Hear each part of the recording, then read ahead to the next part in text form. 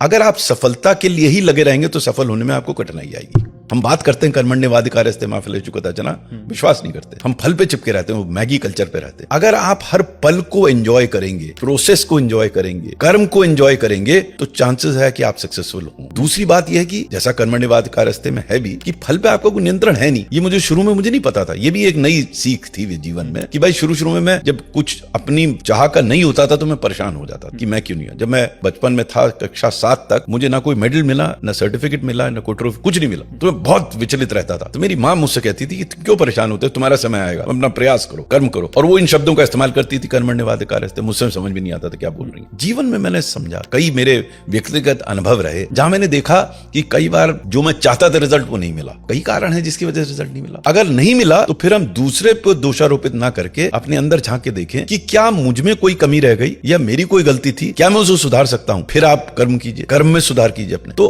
हम अगर बच्चों को ये समझाएं और ये दर्शाएं और ऐसे लोगों को प्रस्तुत करें जिन्होंने कर्म पे बल दिया और जीवन में सफल रहे। देखिए कई बार क्या होता है, हम कहते हैं ये करो और वो सफल हुआ नहीं अंततः, तो फिर वो कहेंगे बेकार वो क्यों करें। जैसे होता अक्सर लोग कहते हैं कि बेईमान आदमी तो आजकल मजे में है, ईमानदार आदमी परेशान है। ये वास्तविकता ये नहीं है। मैं व्यक्तिगत रूप से कितने ईमानदार लोगों को जानता हूं जो जीवन में सफल हैं, मुस्कुरा रहे हैं आज की तारीख में। मैं नोएडा में रहता हूं, आप जिस जगह पे बैठे हैं यहाँ कई आईएएस अफसर्स की बड़ी बड़ी कोठियां हैं, लेकिन इन कोठियों में वो अकेले रहते हैं। तो आपको निर्धारित करना है कि आप बहुत बड़ी कोठी बनाना चाहते हैं या आप समाज पे कुछ प्रभाव, अपने को सुधार करना चाहते हैं। ये मैं नहीं कह रहा हूं सही क्या है गलत क्या है, वो व्यक्तिगत अपना निर्णय लेता है। लेकिन मेरा ये सुझाव रहता है बच्चों को जब मैं बात करता हूं कि तुम अगर इस वर्तमान को एंजॉय करो, उसका कारण है। देखिए पूर्व काल तो निकल गया, उसको आप परिवर्तित तो नहीं कर सकते।